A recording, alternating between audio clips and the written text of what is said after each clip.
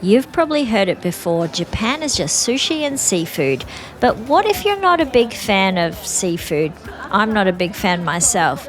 In this video, we head underground to the basement floor of a Japanese department store to see what non-seafood options are really out there. I'm also meeting up with my YouTube friend Ninja Monkey to film, but then suddenly a tsunami alert hit during our filming and we had to quickly change plans, head inland instead of towards the coast. And what did we discover? Something pretty unexpected. If you think Japanese food is all raw fish, then think again. Living in the beautiful, peaceful Wakayama City does come with a risk because we're so close to the coast. Wakayama is one of the areas in Japan most at risk of tsunami, especially if a major earthquake hits. It's something we're all aware of, even on an ordinary filming day like this one.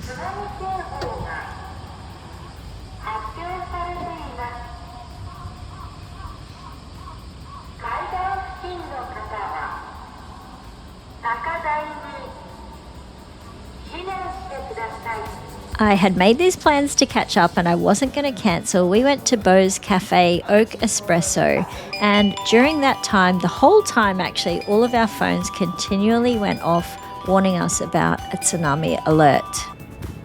We're not panicking because we're in a very high position and a long way from the tsunami waves that are due to arrive. But we did have to decide to change all of our plans because we're going to a place that was near the ocean.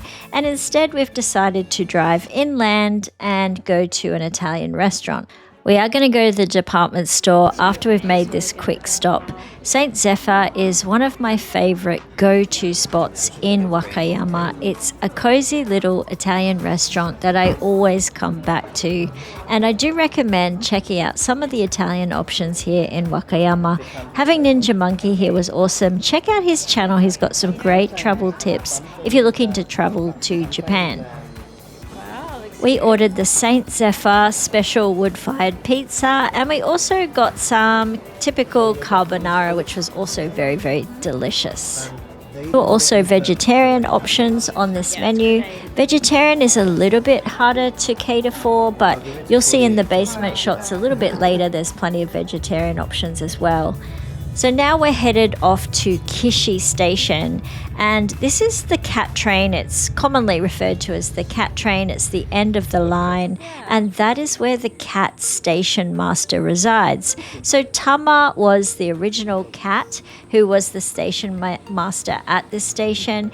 Tama has since passed away, and there are a couple of replacement cats who go home with the station master every day. They're on a bit of a roster which is pinned up on the board so you can see which cat is on which day.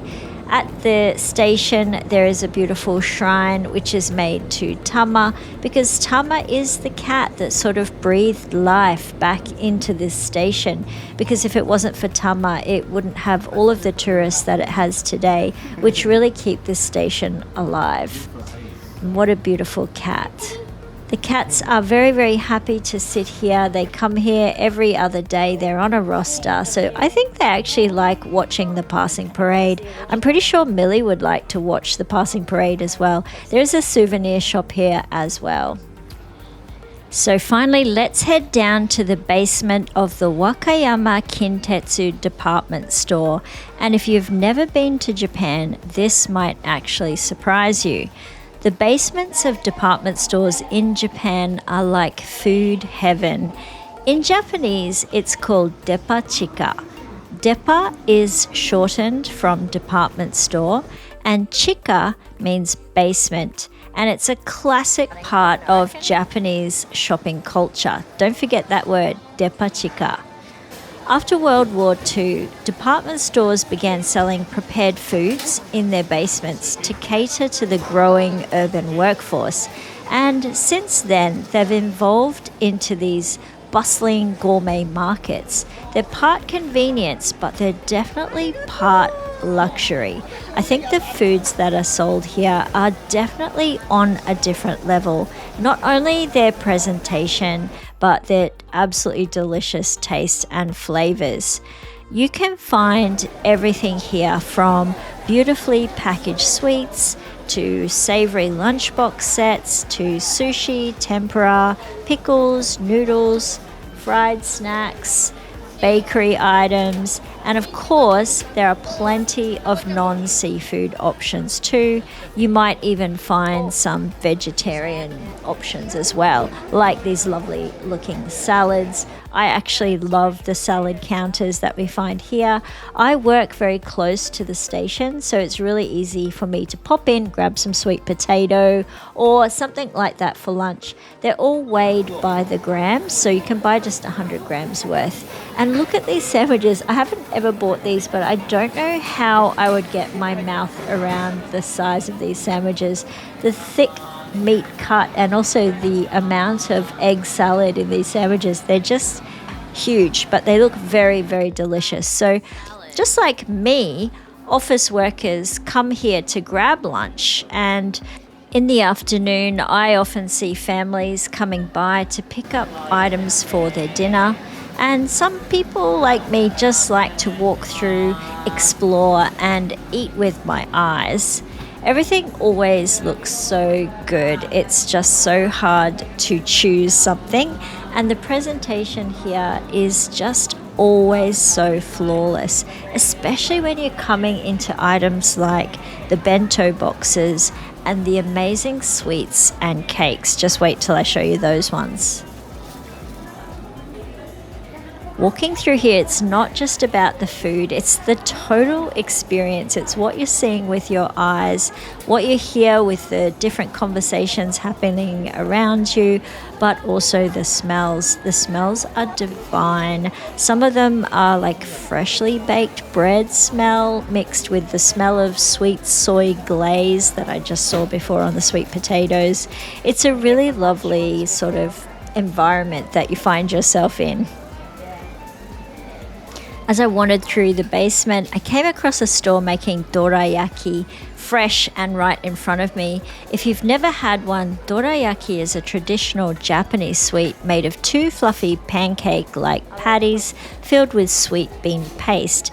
The most common filling is anko, made from red azuki beans. But this place has something special. They're offering a white bean version, which is a lighter, smoother taste, beautiful golden color.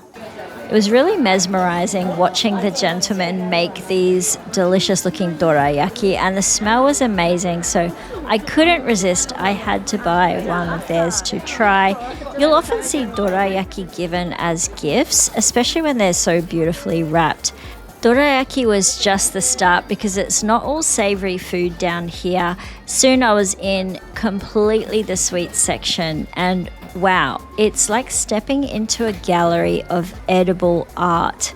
Rows of delicate wagashi, traditional Japanese sweets, each crafted with seasonal fruit, colors and shapes.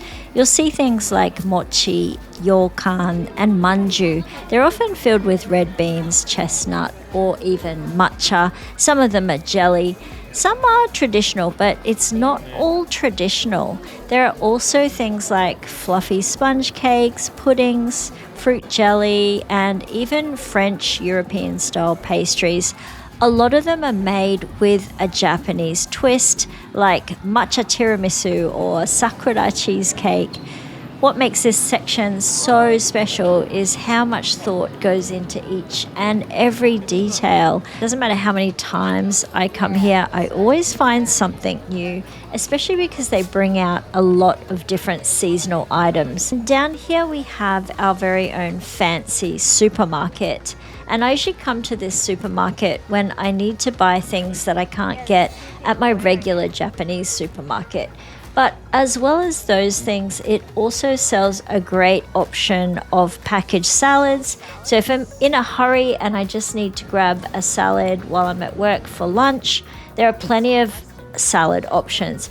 Also, the meat here is really interestingly packaged. You can see that it's thinly sliced and then it's put on like non-stick paper so that your meat doesn't all clump and stick together, which makes it really easy to stir fry if you're doing shabu shabu or something like that, one of the Japanese dishes that you dip in hot water.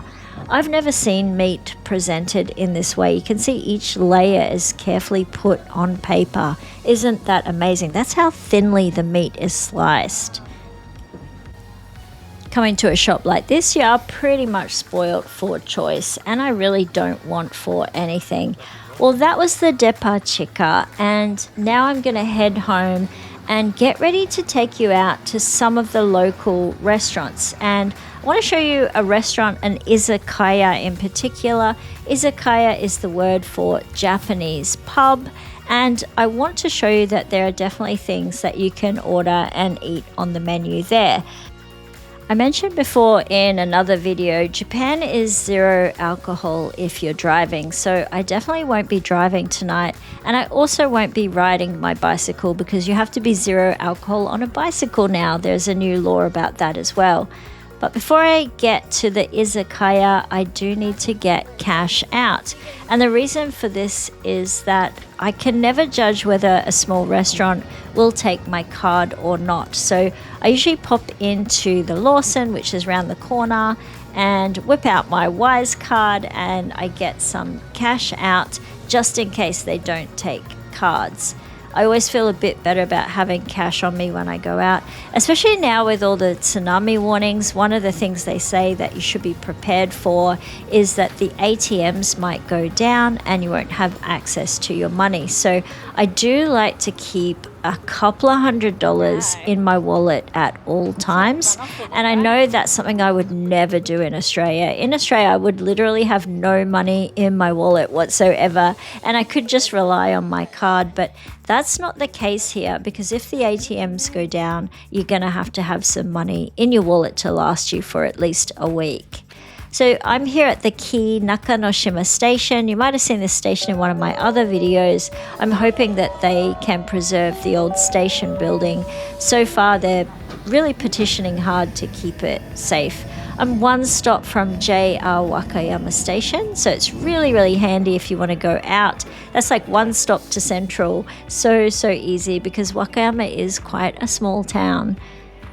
It's easy to just head for a night out and catch the train home. I'm not a big party animal, so I don't stay out late, and I'm definitely always going home before the last train. So before I go to the restaurant, I'm going to take you to a local bar in Wakayama, right near the Kintetsu JR Wakayama station, and it's called the Castle Bar. The Castle Bar is an Irish pub here, and guess what they serve? They serve awesome Guinness beer, and they also have French fries and some typical Irish food on their menu. If you like fish and chips, they also have fish and chips. It's a really friendly atmosphere at this pub, and the publican also speaks really good English, and I was able to have a great chat to him, and he said a lot of foreigners that come to Wakayama also come into his bar, so it's a great stop if you're looking for somewhere and for someone who speaks English as well. He also does chalk art. Have a look at some of his masterpieces. Really well done. Well, that was a great first stop, and now let's go to a Japanese izakaya, and I'm going to show you what I typically order when I go to an izakaya, because quite often these places are heavily seafood on the menu. But I have a couple of favorite go-to items that I always get. The first one is I always start off with a little bit of gyoza, and gyoza is just usually pork and cabbage inside.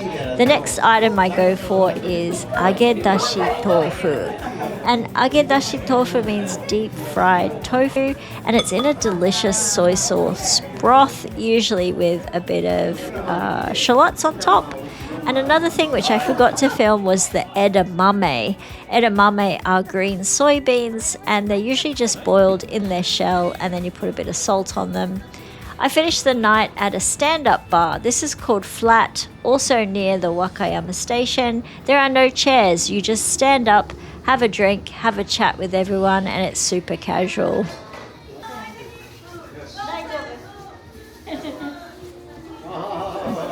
Miss Millie survived the tsunami alerts all in her stride. She sat in her pram, that's her little safety place, and she didn't really move much from her pram. It's her favorite spot to sleep in the day. Thanks so much for watching this video again this week, and I look forward to talking to you again next week. See you later. Bye.